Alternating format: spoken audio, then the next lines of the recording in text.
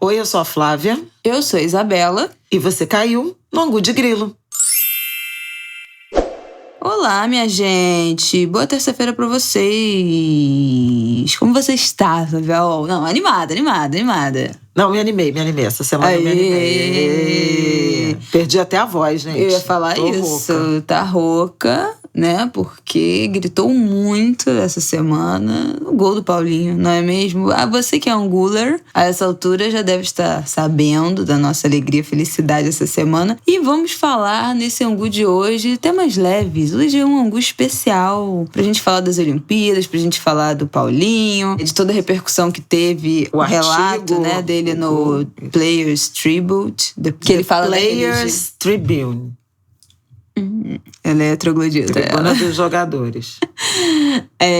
Não, é um site super interessante que tem relatos, né, em formas de prosa, de artigos, de grandes atletas, grandes jogadores, e muito legal. Eu lembro particularmente daquele do Lukaku, que eu acho até que eu já comentei num Angu de Grilo, sobre num Angu de Grilo que a gente falou de racismo. Não lembro. Mas eu lembro de um muito emblemático também, acho que foi na Copa de 2018, do Daniel Alves. Muito emocionante. É verdade. Mas o Lukaku é da mesma época. Se não me falha a memória, foi no mesmo... É verdade. Do Daniel Alves também foi super legal. E Paulinho deu. E aí, vamos falar sobre isso. Então, assim, esse Angu de Grilo, queridos, vai ser só alegria, emoção, comemoração...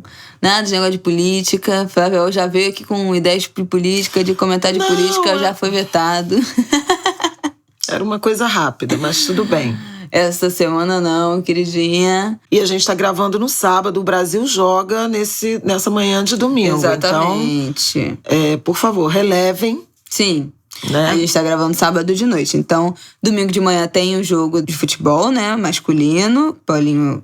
Esperamos que entre em campo, que jogue. E ainda tem muita coisa para se desenrolar, né? De medalha, inclusive, mas de classificação e tal, até terça-feira, quando vocês ouvirem isso. Então a gente vai comentar o que tá rolando nesse momento que a gente tá gravando. O Ítalo e o Medina acabaram de se classificar, né? Pra próxima etapa do surf. No skate tem um brasileiro... Kelvin. Muito bem colocado também, já praticamente certo de ser encantada com o skate, adorei. Muito legal a transmissão. Golaço terem incluído skate nos jogos. E tá começando agora a ginástica artística. Então a gente tá nesse momento feminina, isso, por equipe, que o Brasil não tá competindo, né? Por equipe, não foi classificado. E estamos nesse momento, então tudo que acontecer depois disso, vocês relevem. Mas a gente já queria começar comentando, você quer falar da abertura, né? Das Olimpíadas. Conta, então. Quero. O que você quer falar primeiro, na verdade? Não, você que manda, chefa. Não, você que é editora. Fica à vontade. Veta assuntos. Eu te dou liberdade. Então vamos falar de Olimpíada de modo geral, né? Na sexta-feira, dia 23, foi a abertura oficial dos Jogos do Japão. Eu também acho, gente, que não era pra ter tido Olimpíada, sabe? Importante a gente falar isso. Importante dizer isso. Acho que o momento de gravidade, né, planetária em relação à pandemia, tudo que tá acontecendo, não recomendaria a realização desse grande evento esportivo. A vacina não é obrigatória, né, para os atletas, para as delegações, então isso também é uma questão, né? Já tivemos até agora mais de 80 casos de Covid já na Vila Olímpica, então... Antes da abertura já tinha... Antes da abertura, exatamente. Né, antes da abertura oficial.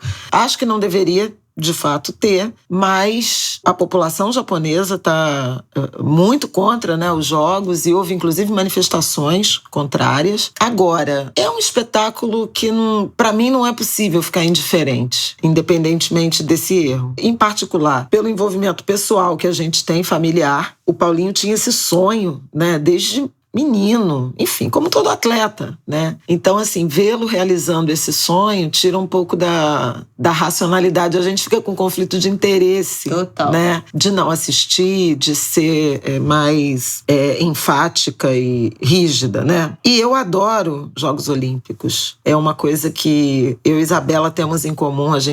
Daqui a pouco a gente até conta. Deixa eu falar dessa abertura dos Jogos, porque foi muito diferente, né? Sem público, é muito estranho um evento esportivo, né, desse porte sem público. Não achei uma grande cerimônia. Acho que os japoneses até poderiam ter feito melhor, mas enfim. Tem questões também, tinha muita reação, muita crítica. Talvez fazer um espetáculo mais impressionante visualmente, o mais caro, destoasse ainda mais desse momento enlutado. Eles prestaram homenagens às pessoas, né, que morreram de Covid, aos doentes, aos profissionais de saúde. Houve um reconhecimento. Mas eu preciso falar da minha imensa emoção mesmo, de lágrimas nos olhos, vendo a Naomi Osaka subir aqueles degraus para acender a pira olímpica. Eu achei muito emocionante, muito bonito, muito simbólico, muito representativo, sob várias dimensões. Ela é uma jovem afro-nipônica, eu acho que está certo essa construção. Ela tem 23 anos,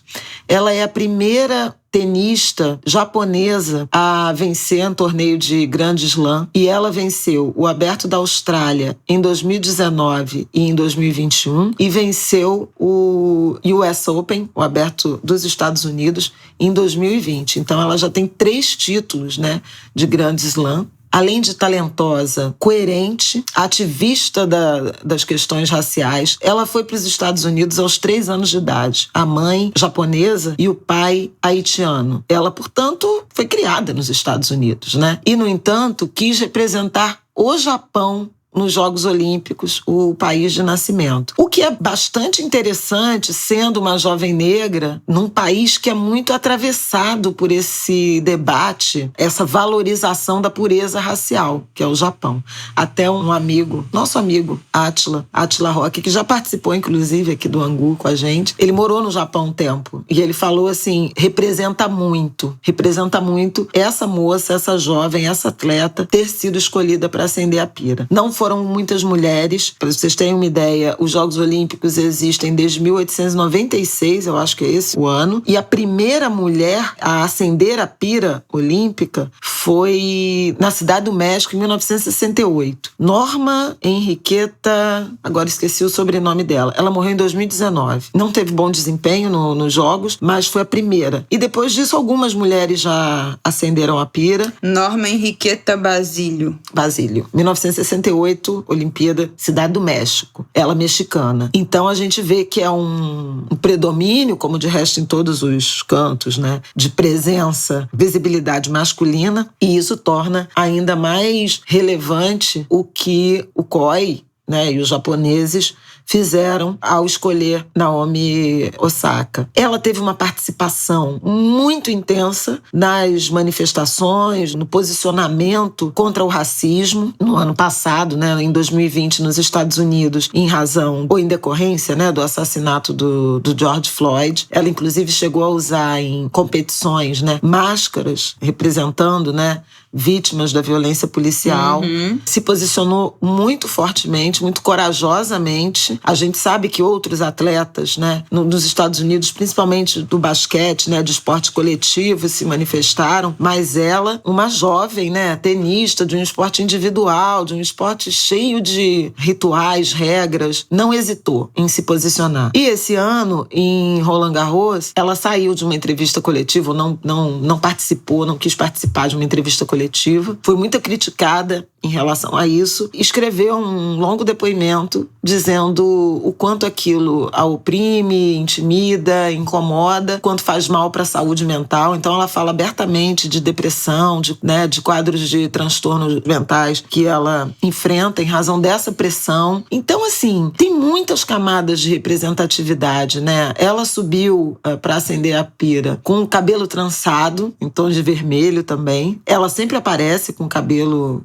crespo, em tranças, e foi assim, com esse visual, que ela acendeu a pira olímpica. Então achei assim, um momento muito bonito, com muitos significados, né? O significado de pertencimento, de nação, de multiculturalismo, de uma origem, né, birracial, multiétnica, e as posições, inclusive, humanas em relação, por exemplo, ao debate da saúde mental. É quase um tabu, né? no esporte, no mundo do esporte, especialmente dos atletas de alto rendimento. Eu comecei a ver na Netflix a série, tem uma série da Naomi disponível na Netflix que acompanha esse momento logo após ela virar uma celebridade, né? Ela é uma jovem que provavelmente já era conhecida por quem acompanha tênis, mas meio que do dia pra noite, eles falam isso na série, do dia pra noite ela virou uma celebridade no mundo inteiro, todo mundo sabe quem ela é. E como aquilo foi custoso pra saúde mental dela. Eu terminei o primeiro episódio e, assim, é muito triste e muito chocante como ela é uma pessoa triste, como ela é uma pessoa que não dá um sorriso, assim. Tem o primeiro episódio inteiro ela falando que desde os 3 anos de idade eu treino tênis todos os dias, desde criança eu treino 8 horas por dia, ela foi educada em casa, então ela tinha uma convivência muito intensa com a família, principalmente com a irmã, e aí ela teve que se mudar, ficar longe da família, enfim, por causa do esporte, quando ela tinha 17 anos, ela sentiu muita falta da irmã, ela é uma pessoa muito sozinha, ela não tem muitos amigos, porque, né, da época ela não frequentou a escola, então ela não tem amigos da época da escola, do esporte também não, né, porque é um esporte individual que ela treinava basicamente com a irmã e com a família, então ela é uma pessoa muito, muito, muito solitária, e ela fala isso, né, pelo menos nesse primeiro episódio, como ela se sente muito sozinha,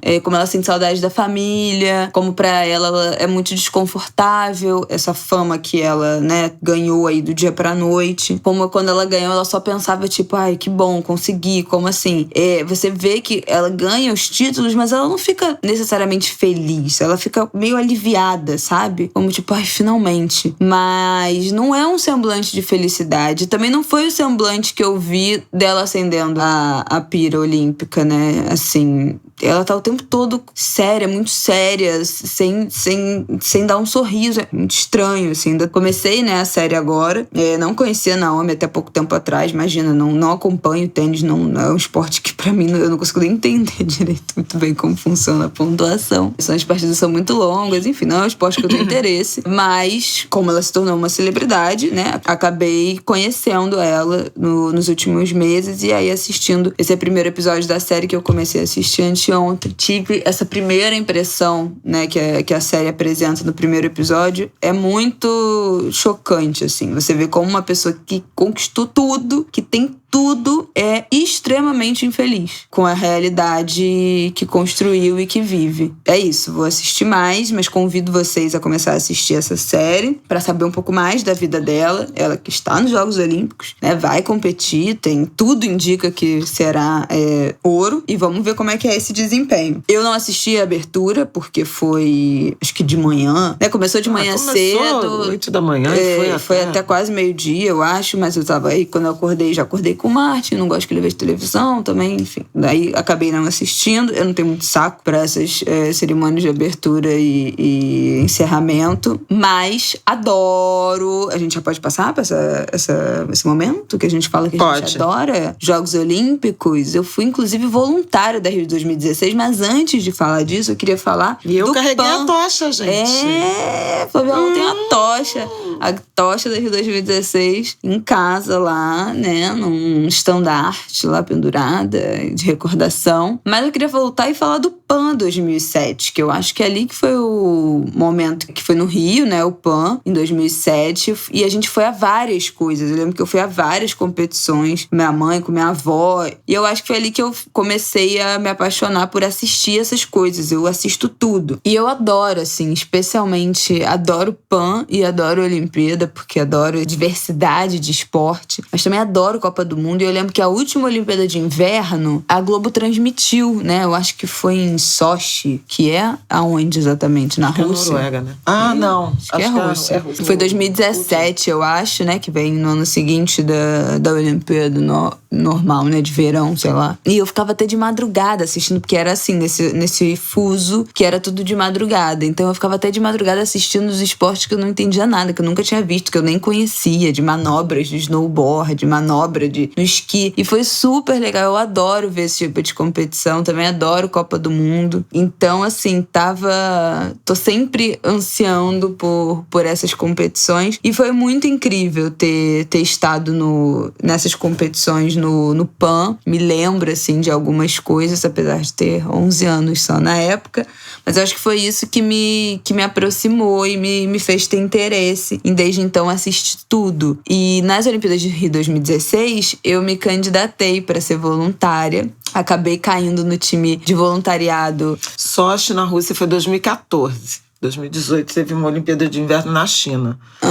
Mas eu acho que foi 2018 que eu vi. Não foi 2014, não. Então foi 2018. É o mesmo ano de Copa do Mundo, né? Que é ano seguinte? Não, da Olimpíada não. 2 anos depois da Olimpíada. Foi dessa de 2018 que eu vi, com certeza. Então foi na China. Então, mas ainda assim era esse fuso horário, né? De que começava tarde da noite as transmissões. Mas eu me candidatei para ser voluntária na Rio 2016. Acabei no time de premiação, que a gente fazia toda a cerimônia de premiação. E o esporte que eu caí foi saltos ornamentais, que é um que eu adoro acompanhar. Adoro. Quase ninguém gosta, mas eu adoro. Eu e minha mãe, a gente adora saltos ornamentais. A gente adora atletismo, ginástica artística, natação, hipismo, saltos. A gente ama e ninguém gosta também. E eu caí em saltos ornamentais, fiquei super feliz, porque é um dos favoritos, assim. No PAN, eu acho que a gente... Peraí, falei errado. Foi na Coreia do Sul, em Pyeongchang. É isso aí. Vai ser na China ano que vem. 2022 vai ser em Beijing, Pequim, né? 2022 na China. E caí nesse time de premiação de saltos ornamentais e foi muito legal, porque a gente participava, a gente organizava, né?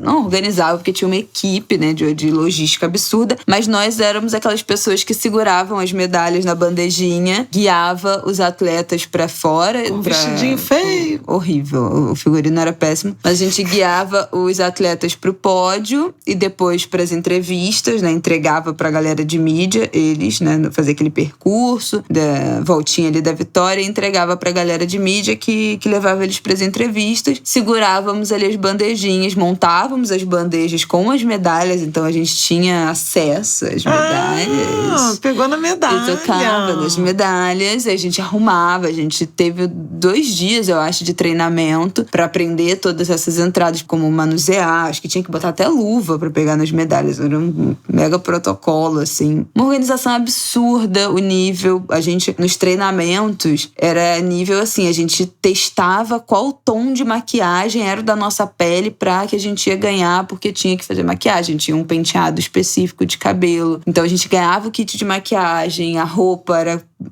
praticamente sob medida, assim, sapato, tudo completo. A gente ia com ônibus, saía acho que era a sede, né? Que era ali na região do Estácio.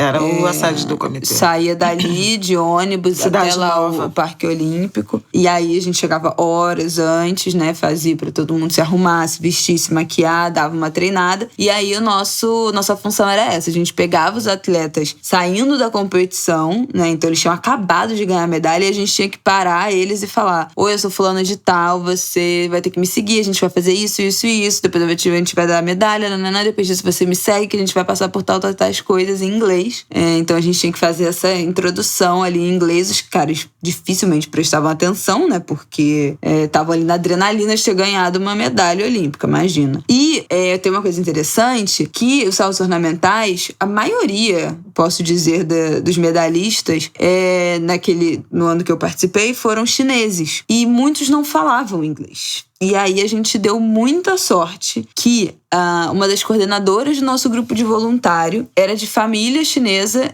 e falava mandarim. Na verdade, essa função de conversar acabou ficando dela, né? A família, ela falava mandarim com a família. Então, ela fazia essa apresentação pros atletas chineses e a gente falava inglês com os outros competidores. Mas era uma introdução básica, assim, tipo, ó, você tem que seguir a gente. Basicamente, segue a gente.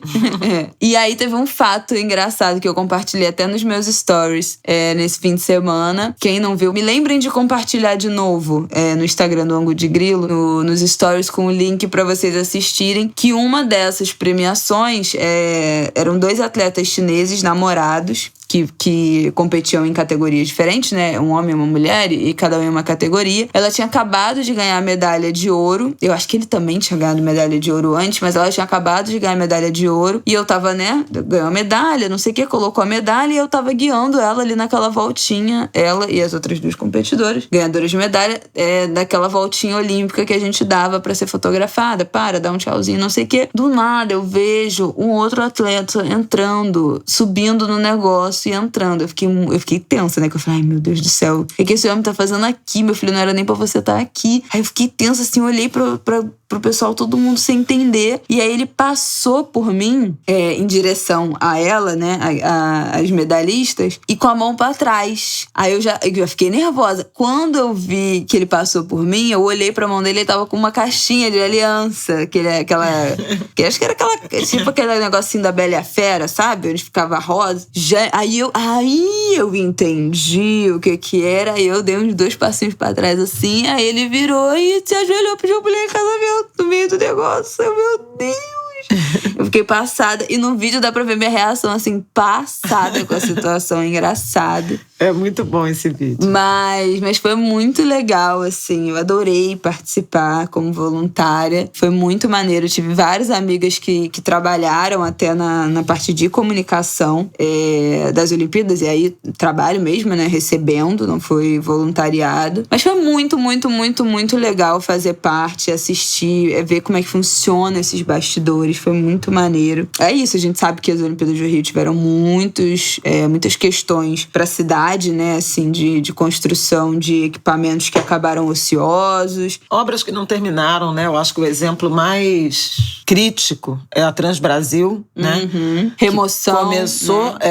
Começou já sabendo que não ficaria pronta antes dos Jogos, e depois, com o governo Crivella, aí mesmo que desandou de vez. As remoções da Vila Autódromo, isso foi uma violência, né, grande, especialmente pelo uso absolutamente raro, né, quase acidental do Parque Olímpico. E mesmo no roteiro, né, dos BRTs, né, que também hoje vivem um momento aí de reestruturação, a revitalização do Porto, que foi uma obra linda, incrível, mas que pecou pela falta de espaço para habitação. Então, assim, foi muito voltada para empreendimentos comerciais, hotelaria, e acabou que o Rio foi varrido por uma onda de crise muito grande, né? Crise do governo do Estado, crise do Brasil, tudo mais. Essa semana até o professor Marcelo Neri, da FGV Social, um estudo, uma análise mostrando o Rio de Janeiro até 2016. E que houve, de fato, um aumento grande de investimentos na cidade, de investimento em infraestrutura. Isso teve impacto no emprego, teve impacto na renda, mas o pós-Olimpíada, né, foi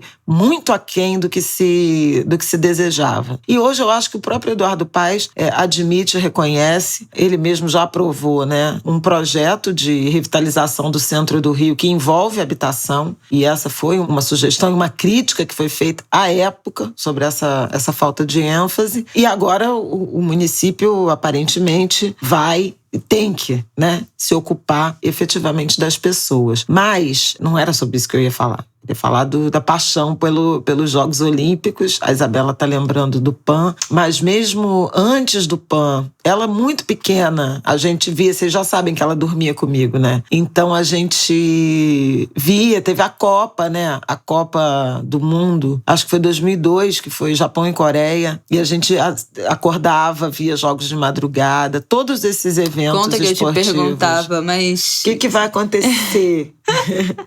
Se o Brasil ganhar, o que vai acontecer? Porque a gente torcia tanto e ela achava que era muito pouco, né? E aí eu falei, olha, a gente vai ficar feliz, vai ser, puxa, incrível, o melhor futebol do mundo. E tipo foi assim, até engraçado. Mas e aí? Vai mudar o quê na minha vida?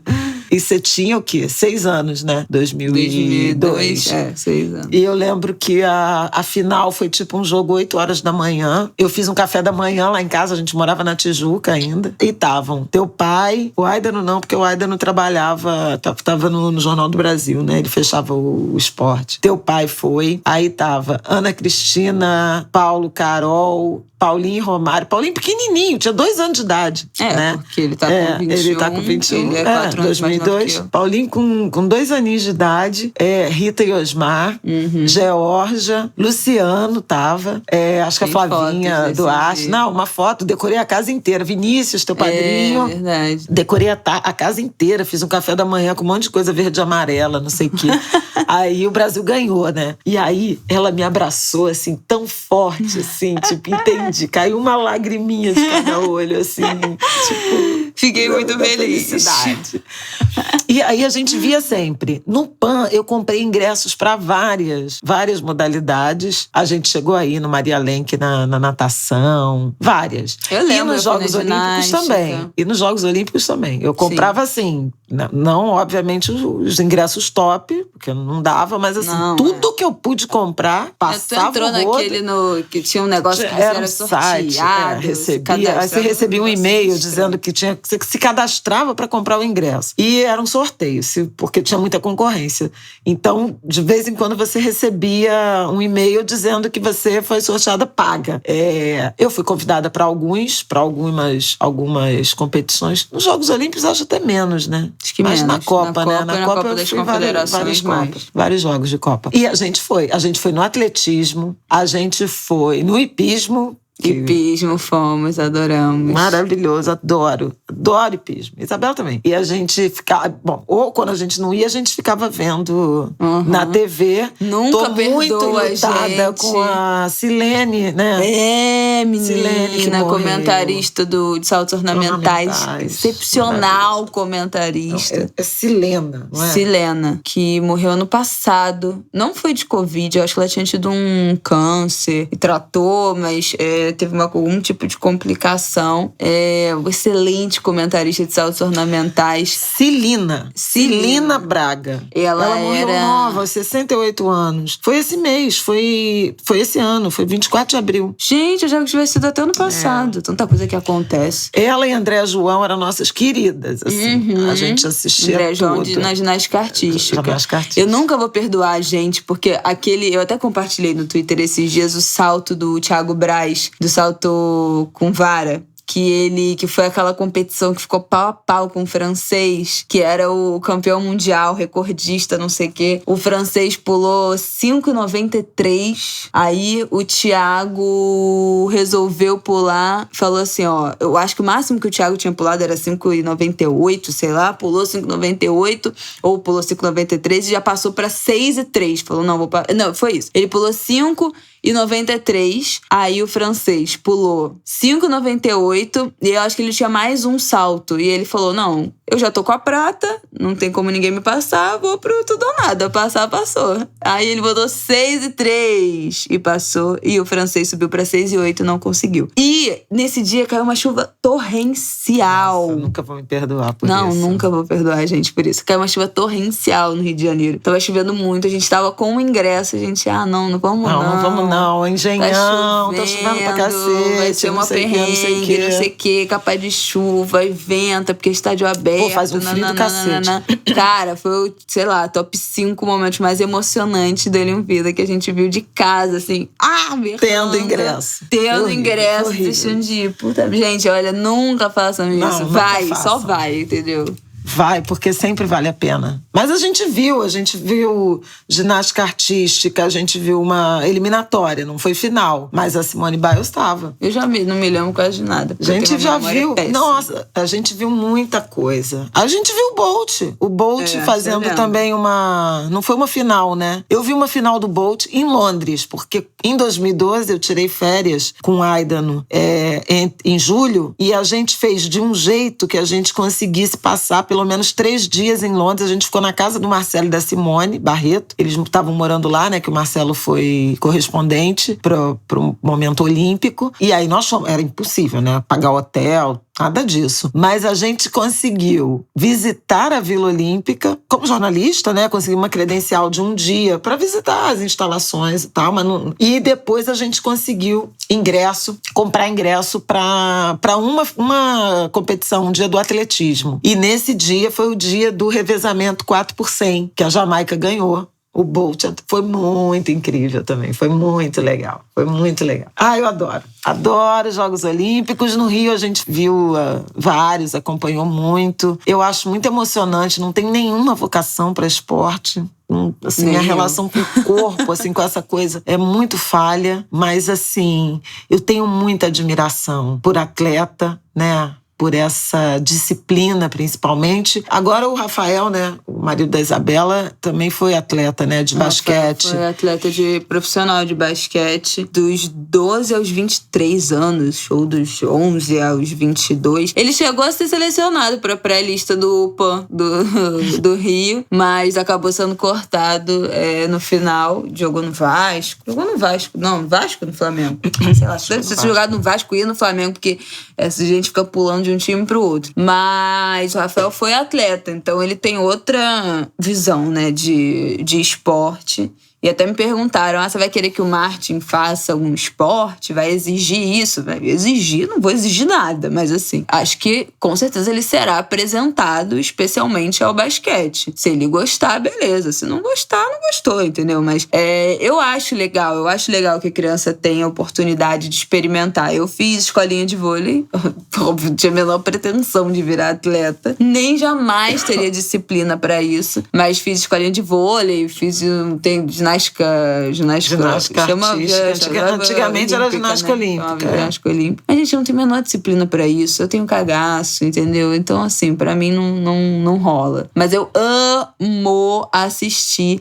E eu acho que eu tô sentindo falta, porque na Copa já tinha virado uma certa tradição que a abertura de Copa, no primeiro jogo do Brasil, hoje eu marcava com os meus amigos, lá na casa da minha mãe, e a gente assistia junto e tal. E as últimas 2 Copas, né, 2014 e 2018, eu assisti vários jogos com os meus amigos. E acho que seria assim, né, nesse momento, especialmente. Imagina, com o Paulinho jogando, o que a gente não estaria, né, os eventos que a gente não estaria sediando, que a gente não estaria marcando, que a gente não estaria assistindo junto, se não tivesse pandemia. Lá em casa virava uma pandemônio de gente pra assistir o jogo. E também se não fosse tão cedo, né? Porque, tipo assim, gente, eu não tenho a menor pretensão de que eu vou conseguir assistir esse jogo domingo 5h30 da manhã. Mas esse dava. horário, assim... Não, se a gente tivesse... Bom, minha questão agora é de encontrar família, né? Menos pandemia e mais filho. Porque, assim, se eu não dormir de madrugada, que horas que eu vou dormir? Porque a criança acorda, né? Então, assim, esses horários estão sendo bem sofridos. Tô tentando assistir as coisas à noite. Tem muita coisa que começa, né, 9, 8, entre 8 e 11, que é o que eu ainda consigo assistir, e um restinho ali de manhã quando acordo, mas sofrida pelos jogos de 5 da manhã, que eu acho que não vai rolar muito pra mim. Não, foi lindo.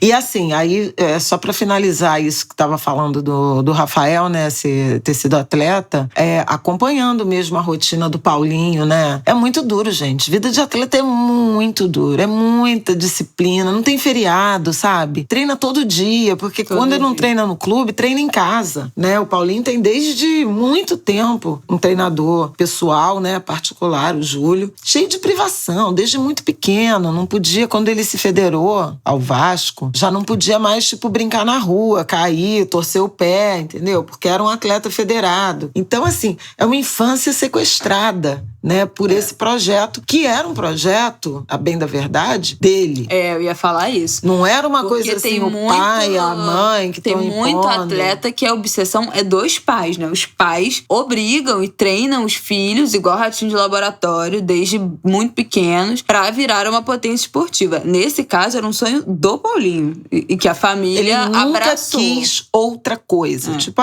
mas se não der certo como jogador de futebol, o que você quer fazer? Eu só quero ser jogador de futebol. Ele não tinha outro projeto de vida desde muito pequeno, 6, 7, acho que 8 anos de idade foi a escolha definitiva. Então, na verdade, o que aconteceu foi que a família se adaptou, se organizou e se adaptou a essa rotina de treino, de viagem, de tudo dele, né? de alimentação, enfim, de uma rotina de atleta mesmo. Quem acompanha... Pois é, faz um parêntese, porque pode ter um angulo que não sabe o que a gente tá falando do Paulinho. Ah, tá, então faz aí. Paulinho, gente, é jogador que está agora, neste momento, em Tóquio. Fez o quarto gol do Brasil na primeira partida da seleção brasileira de futebol, lá em Tóquio agora.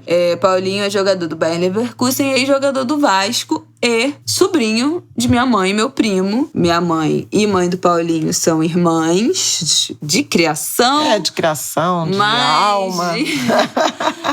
Mas, como já falamos aqui, eu acho que em ângulos passados, o DNA não sabemos, né?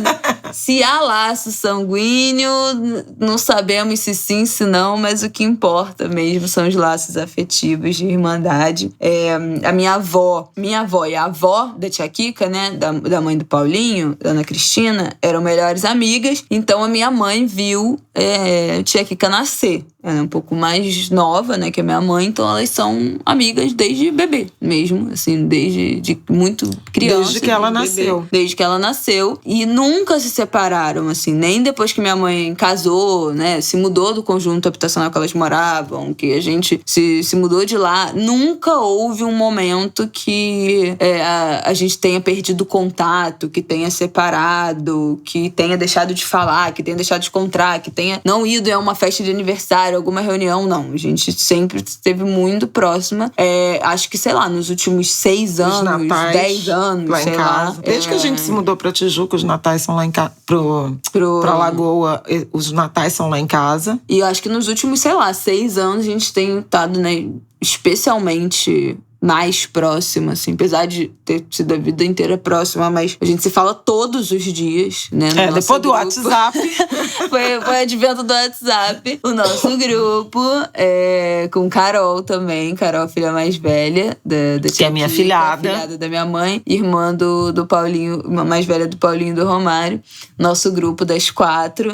A gente se fala todos os dias. Então, é uma relação muito próxima, de muita irmandade, muita cumplicidade e de acompanhar. E eles foram pro nosso terreiro, né? Ah, sim. E aí, nos últimos anos também, agora somos irmãos de santo, né? Compartilhamos, irmãos de axé, compartilhamos. Somos filhos da mesma casa, do mesmo pai de santo. Também foi mais, né? Um laço de aproximação. E nós somos testemunhas dessa história dessa família. Então, assim, como eu sou 4 anos mais velha que o Paulinho, então eu também, boa parte disso eu também era criança. Então, as minhas memórias, né, desse início, de quando ele jogava no Madureira, são memórias muito espaçadas, assim, sabe? Nubladas, porque ele tinha 8, 7, eu tinha 11, 12, então não me lembro de tanto dessa fase. Mas é isso que minha mãe falou, só tinha essa opção. E você vê toda essa família nos últimos 15 anos, assim, se organizando em torno desse sonho, né? Organizando seus trabalhos, sua rotina, e ir de carro, e levar no treino, e buscar no treino, e treinar em casa, e a alimentação, e assim, muito comprometidos com esse sonho, sonhando mesmo, assim, coletivamente, gestando essa carreira e esse futuro, e acompanhar o que foi os últimos anos da carreira do Paulinho, né? Desde que ele estreou no profissional do Vasco com 16 anos, né? Jogador mais novo a jogar primeiro da geração 2000 a jogar pelo profissional do Vasco. E como ele foi essencial para aquele time do Vasco na época que ele jogou, como ele virou um jogador de destaque. Conseguiu, né? Foi o ano que eles conseguiram a classificação para Libertadores da América. Então, foi muito incrível. Foi muito incrível. A gente viu ele, a gente foi num jogo que era Fluminense e Vasco, ele jogando no Maracanã, assim, tipo assim, como assim? Ele jogando no Maracanã, que foi pra gente surreal. E aí ele teve a lesão do braço, né? Quebrou o braço logo que pra ser vendido pro Bayern. Ele foi vendido já. Com o braço quebrado. Né? Foi com aquela fratura. O penúltimo jogo dele. Com 17 anos. Que ele quebrou o braço. Foi pra Alemanha. E aí, no último ano, teve uma lesão no joelho, né? Num treino. Se machucou sério. E veio pandemia, então também embolou ali a lesão e a pandemia. Já tava quase 1 ano sem jogar. Voltou, entrou um pouquinho e acabou a temporada lá e foi convocado. Que era... Gente, eu lembro da gente falando isso há muitos anos atrás. Porque ele tinha esse sonho olímpico. Ele começou a jogar na seleção num no Sub-15. Foi campeão sul-americano no Sub-17. Participou com esse grupo, é um grupo que tinha, né, o Vinícius Júnior também, entre outros, mas assim, acho que o mais famoso, né, Vinícius Júnior são o Vinícius Júnior e o Paulinho, que foram pro exterior e tal. Então, ele tem uma ligação muito forte com a seleção brasileira, participou dessa corrida da classificação para os Jogos Olímpicos, né, do pré-olímpico, e marcou, inclusive, foi importante no jogo decisivo lá. Ele marcou, ele teve uma ótima atuação. Então, ele queria muito fazer parte desse grupo. E aí veio frustração. Falando isso, né? Anos atrás, falando, Olimpíada de 2021, Paulinho vai ter 21. 2020. 2020, porque... porque a Olimpíada é Sub-23. Então, cara, vai ser a Olimpíada dele, 2020, não sei o que. Aí a gente ficava, tipo... né, pensando, falando disso, assim. Ainda é muito surreal. Falando, meu Deus, rolou. E assim, e quando ele conseguiu, né, a convocação, foi muita emoção, porque foi um ano muito difícil, 2020. Nem teve, né, a Olimpíada, foi adiada. E ele veio dessa lesão e ele trabalhou muito, sabe? Muito.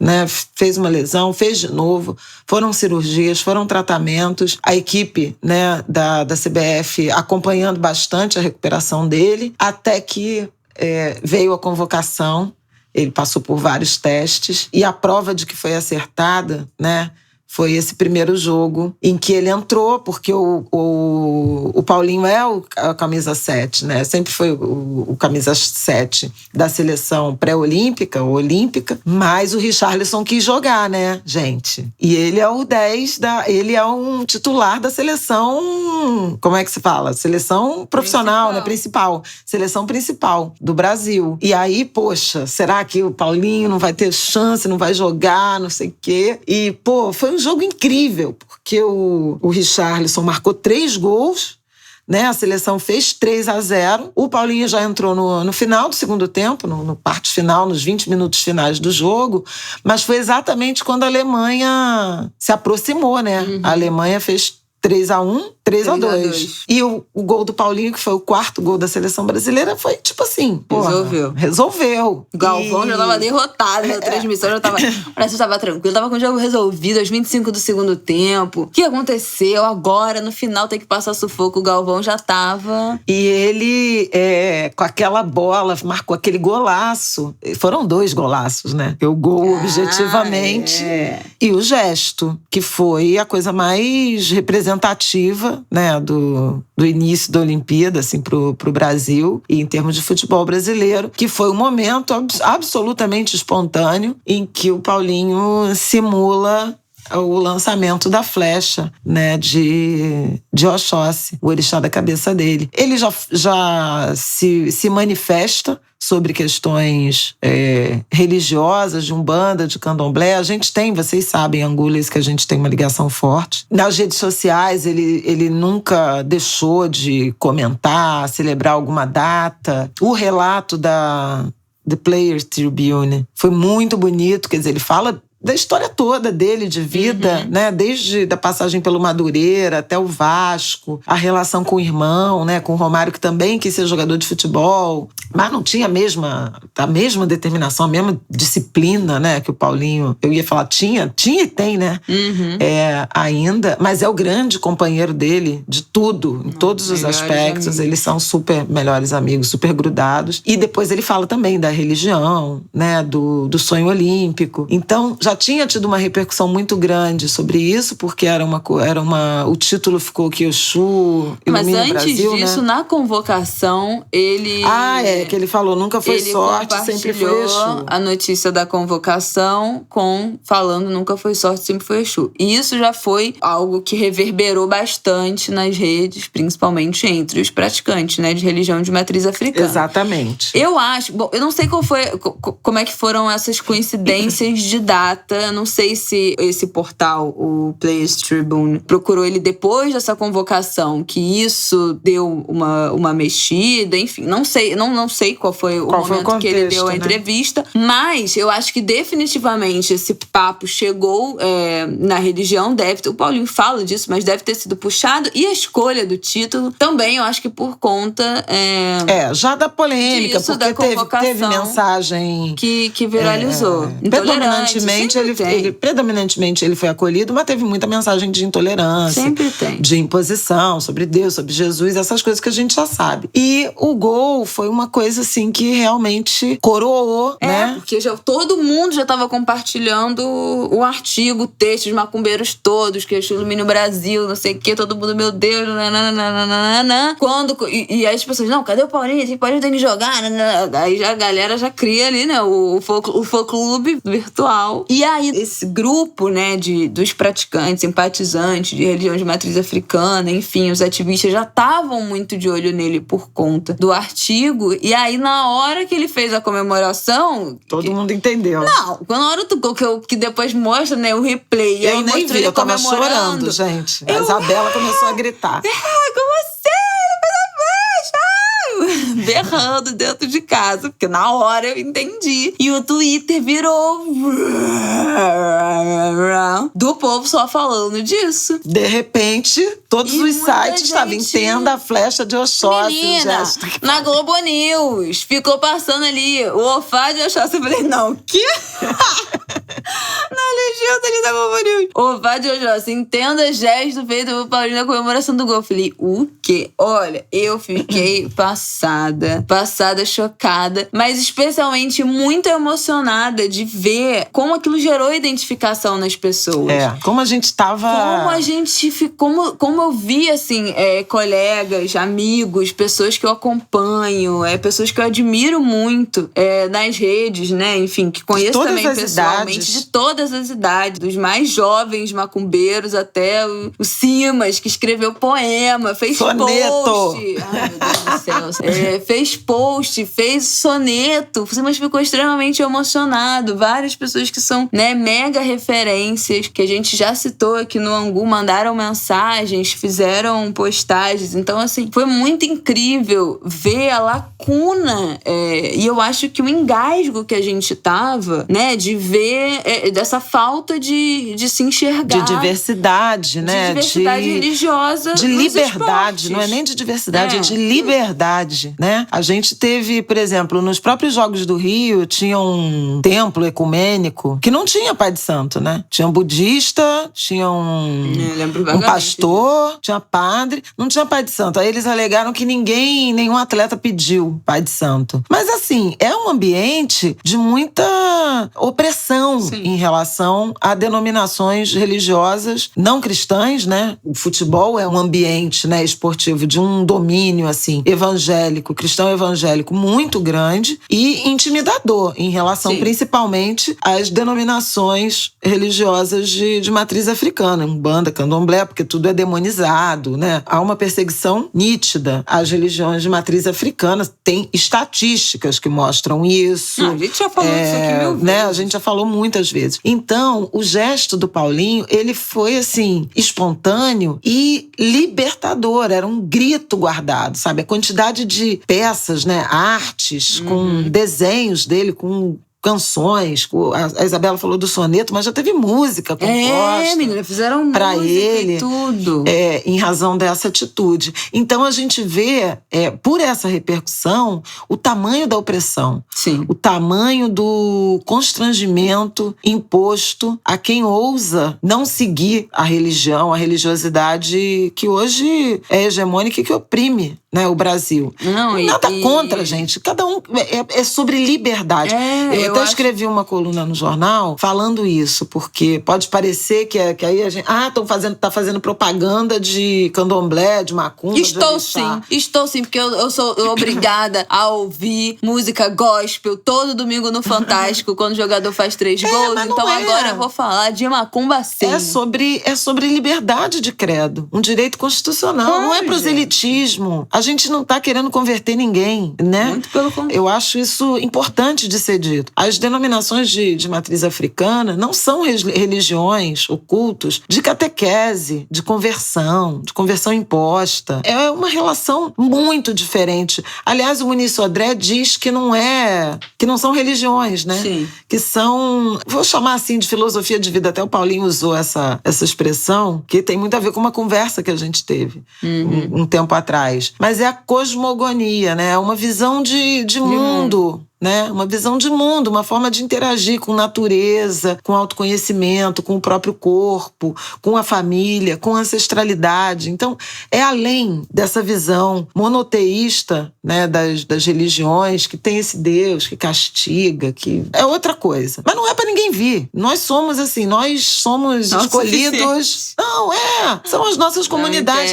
É sobre, não é um debate de conversão do outro, de dizer que a nossa religião é melhor, não é nada disso. É um debate de liberdade, né? Liberdade, credo, e de poder falar livremente e ser respeitado na sua escolha religiosa. O que eu queria falar... Não tem demônio, né, no candomblé. Não, pelo amor de Deus. Não existe essa figura. Essa figura não existe. Não, mas o que eu queria falar são duas coisas. A primeira é que... Assim, eu tenho certeza absoluta que o Paulinho não é o único jogador de futebol do Brasil que é de religião de matriz africana. Certeza absoluta. Estatisticamente, isso não se sustenta. Mas eu entendo o medo, né, o constrangimento, a apreensão de você falar dessa sua religião que é tão perseguida, né, que é tão demonizada, especialmente quando você pratica um esporte coletivo, né, que você depende de outros jogadores, de outros colegas pra você trabalhar, pra você pegar uma bola, pra você passar uma bola, pra você fazer um gol, pra você ter uma boa performance, pra você jogar, você depende de um técnico te escalar, você depende de uma equipe técnica acompanhar o seu rendimento, né? Então, assim, nesse tipo de esporte, você depende muito dos outros. E a intolerância, o racismo religioso, pode bloquear,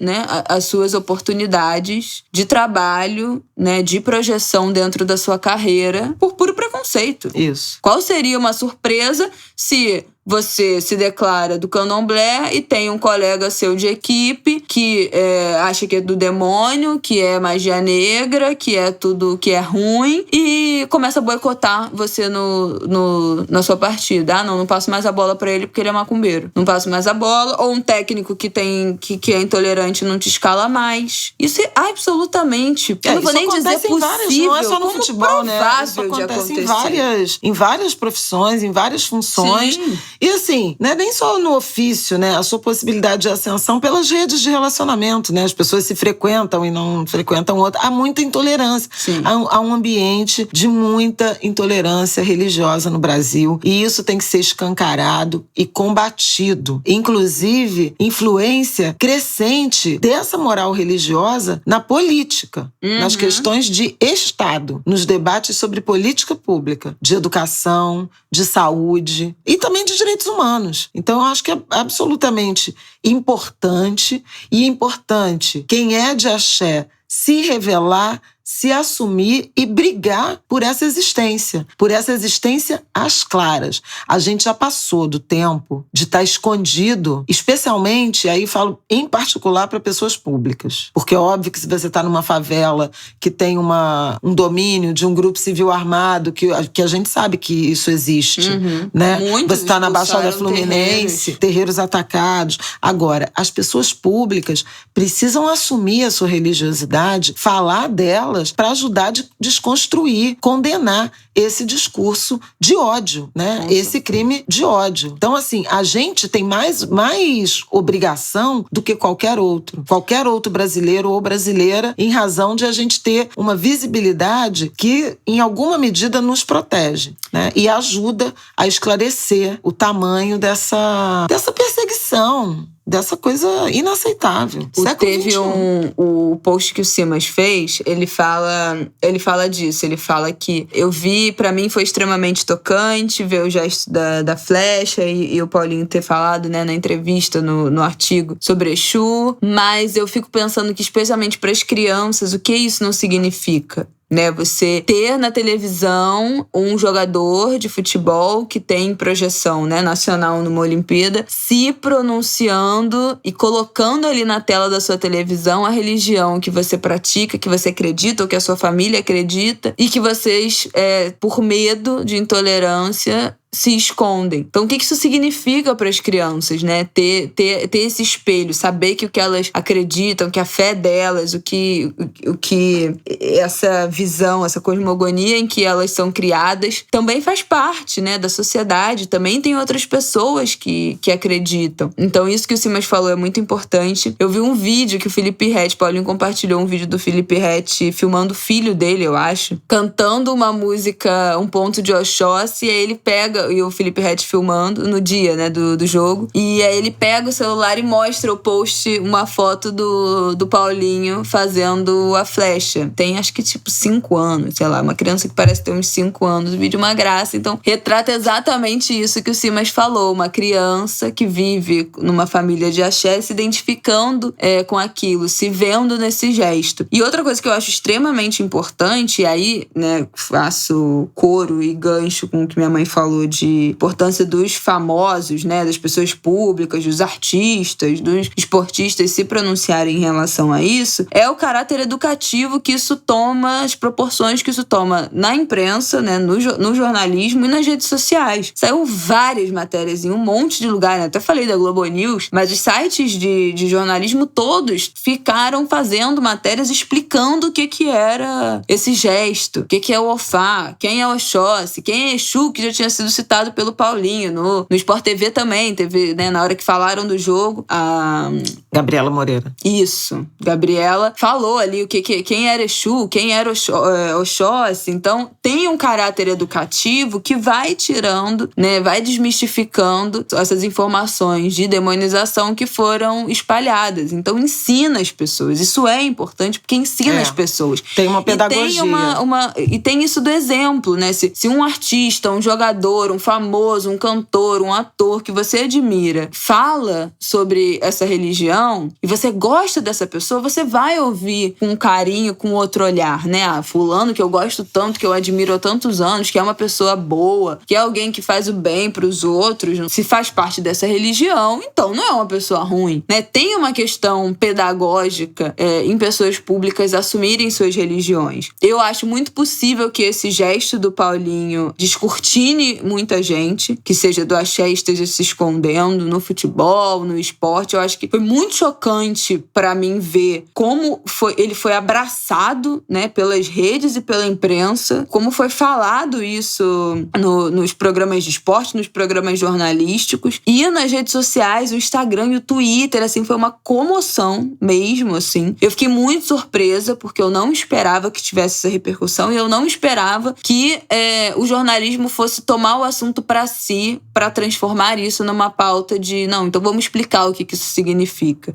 Isso me deixou muito surpresa positivamente, eu fiquei muito feliz porque é nisso que eu acredito 100% quando eu falo do Candomblé aqui no meu Instagram. Eu acredito que a gente precisa tirar esses rótulos, a gente precisa explicar o que de fato são essas religiões, né, essas filosofias. Então fiquei muito feliz com essa repercussão. E se não sabemos é pelo racismo religioso, né? É incrível como em 2021, né, ninguém no Brasil sabe o que é Oxóssi. Não, é muito óbvio. louco isso.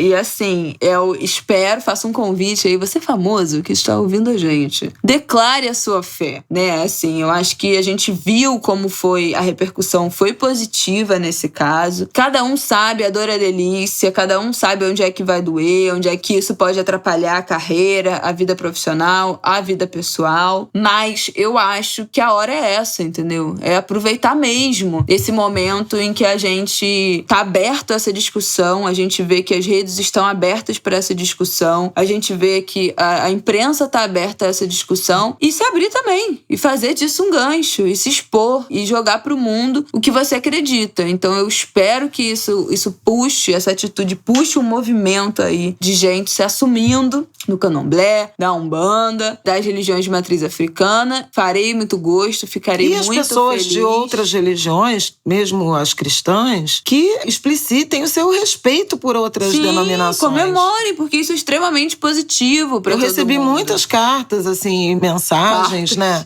E-mail. Mas e-mail em formato de carta, né? Sobre a coluna que escrevi falando do Paulinho, de pessoas assim, olha, eu sou católico, praticante e tal, mas muito obrigada pelas informações que você prestou. É muito importante a gente ter essa empatia, essa compreensão do ambiente de opressão que outras denominações religiosas vivem. Contem com o meu apoio, com a minha simpatia. É isso, gente. Isso é democracia. E é um debate da mesma ordem dos debates que se relacionam, por exemplo, com orientação sexual, com identidade de gênero. É isso. É sobre liberdade. E eu acabei. Também, assim, acho que falamos tudo. Ai, muito feliz de fazer o Ângulo de Grilo, né, mais leve, lembrando momentos legais, falando dessa nossa aproximação, animada com o que será desse momento de Olimpíada que, né, a gente sabe que não seria o momento ideal, não era pra estar acontecendo, mas que é muito difícil mesmo ficar indiferente, especialmente nesse momento que a gente ainda tá vivendo, né? Muita gente vacinada, vacinação andou no último mês, que bom. Que no Rio até, nesse momento, tá até suspensa, porque o Ministério da Saúde não distribuiu quase 10 milhões de doses de vacina, mas eu não vou falar disso aqui esta semana. Mas a gente sabe que a vacinação andou, o nosso número de mortes por dia caiu um pouco, né? Tá na faixa de 1.000 e pouco, o que ainda é muito, gente. É surreal que isso pra gente signifique... foram 1.200. Que isso signifique pouco. Ainda é muita gente morrendo todos os dias, muita gente morrendo há mais de um ano, né? 1 ano e meio quase. Então, a situação ainda é muito séria. Quem ainda tá se preservando, quem ainda tá se cuidando até a segunda dose da vacina, gostaria que todo mundo, né? Porque a gente só tá 100% imunizado até a segunda dose. Então, quem ainda tá, né, em home office, nessa rotina, vendo pouquíssimas pessoas ou ainda vendo ninguém, se resguardando ainda nessa pandemia, as Olimpíadas também vêm como algo novo, né? Um respiro, assim. A gente já viu todos os filmes, assistiu todas as séries, assistiu, sabe? A gente tá vendo tudo se repetir, assim, no mesmo modelo. Então também é algo de diferente, de empolgante, de novidade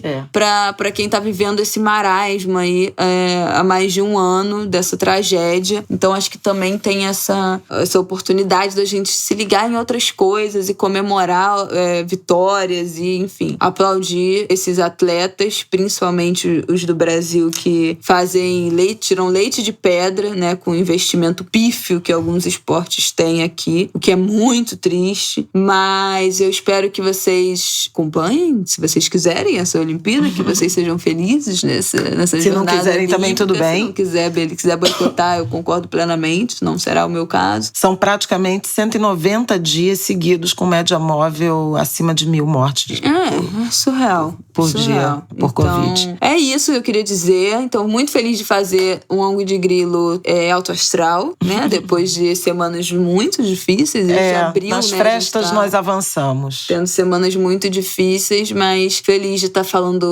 contando uma história incrível, né? Que é a do Paulinho, dividindo com vocês a nossa relação com essa história dele, né? De ter presenciado isso. Dá muito, muito, muito orgulho. Não só dele, eu acho que é óbvio que, né, dá muito orgulho de ver a determinação, o foco dele. Eu nunca vi nada igual a determinação e a serenidade que ele tem. Como ele é determinado, assim, muito centrado, muito sereno nessa escolha. Mas de ver a determinação familiar. É uma família, assim, que eu admiro, que eu sou devota, que me inspira demais. Como um núcleo familiar que faz tudo por um sonho de um filho, mas sem ego, né? Sem deslumbre, sem esquecer de onde veio, sem perder as suas conexões com as pessoas que acompanharam a vida inteira. Não são pessoas que esqueceram do que viveram durante a vida, que abandonaram os amigos, a família, que agora valorizam outro tipo de vida, não. Então acompanhar isso, assim, que é uma batalha familiar por um sonho, né, de um filho que virou um sonho coletivo, sem que isso envolva você esquecer das suas raízes, se desligar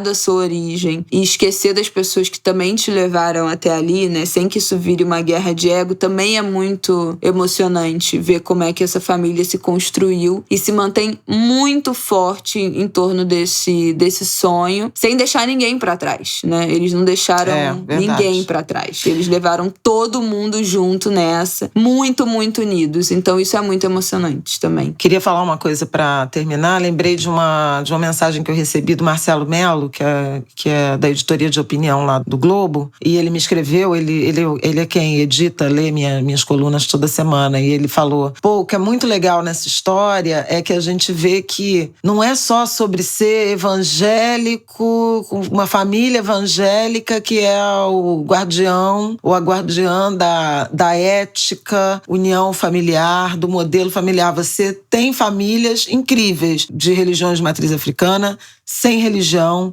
sambista, suburbano. A gente cria muitos estereótipos, né, de desestruturação, inclusive de núcleos familiares, a partir das preferências culturais e das identidades, a partir das escolhas religiosas, né, que essas famílias fazem. Então, achei bonito. A Isabela está falando dessa união, né, desse núcleo familiar. A Kika, o Paulinho e a Carol são religiosos, o Paulo e o Romário não, né? Assim como eu sou, a Isabela é, a Aidano não. Então é absolutamente possível, gente, conviver, se amar, respeitando as escolhas de cada um. Eu acho isso absolutamente fundamental. E eu tenho milhões de amigos que não são macumbeiros, muitos não têm religião, alguns são bem católicos e tenho amigos evangélicos, bem evangélicos também. Todos me pedem e eu também peço.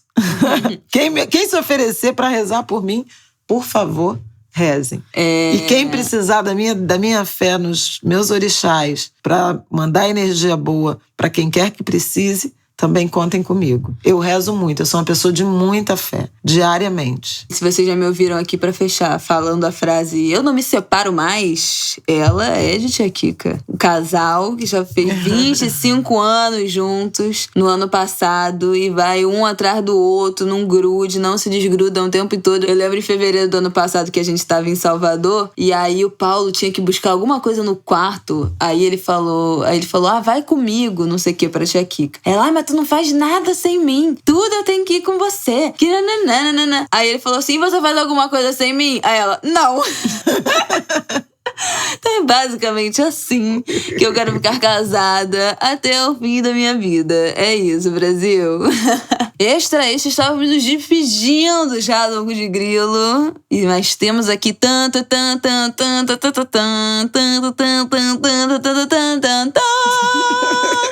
Tínhamos pedido pro Paulinho um áudio dele comentando essa repercussão, mas assim, vocês sabem que o fuso horário de 12 horas complica um pouco. Mas agora a gente estava acabando nas considerações finais aqui, 1h da manhã, e aí ele mandou o áudio pra gente. Então vamos ouvir o que ele tem a dizer sobre essa semana aí dessa repercussão de Oxóssi nas redes.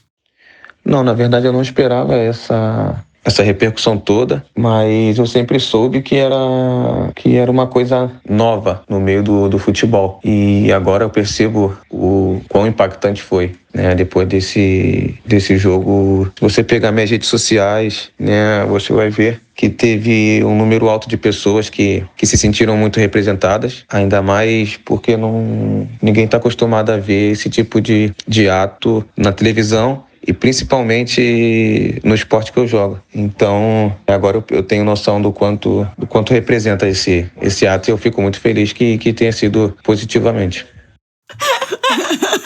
Olha, Angulers! Não, gente, agora segura o coração, Angulers, porque vem recado aí pra vocês. E queria mandar um beijo pra todo mundo que tá assistindo o Angu de Grilo, e eu fico muito feliz de estar participando, né, junto com a minha prima, junto com a minha tia. Um beijo pra todos. Olha, quem ouve o Angu de Grilo é mais feliz, na moral. Fala aí, você... Ficou maravilhoso. Paulinho, obrigada, meu amor. Resposta ao vivo, amamos. Os Angulers vão amar também. Olha, Quem ouve Angu de Grilo é um povo feliz, né, nessa podosfera. Pode falar. Recado aqui exclusivo, diretamente de Tóquio. A gente tem um correspondente, né, assim, local, ao vivo aqui, 1h08 da manhã. Eu aqui gravando 1h08 da manhã, como se eu não tivesse um filho que vai acordar amanhã às 8 horas da manhã. Mas tudo bem, vamos lá. É isso. É com essa que a gente se despede. Eu queria falar um negócio que ele falou das redes dele, né? Muita gente apoiando e tal. Ele ganhou até agora 102 mil seguidores depois desse episódio do jogo. Já tinha ganhado seguidores por conta da matéria, mas só, acho que desde, né, do jogo, já ganhou mais de 100 mil seguidores. Então, ficou claro, ficou óbvio que a hora é essa. Macumbeiros univos, saindo do armário, tamo junto. E é isso. Esse episódio já está muito longo. Chegou aqui o plantão Globo, correspondência Globo Tóquio, Angu de Grilo em Tóquio. Mas, obviamente, né, não íamos deixar passar. Se despeça, Flaviol. Gente, valeu. Tô muito feliz. Agora eu vou me recolher, tá? Daqui a pouco já é o jogo. Amo vocês, Angulers. Obrigada por tudo. Beijos, queridos. Até semana que vem. Boa Olimpíada, boa semana pra vocês. Boa semana olímpica pra vocês.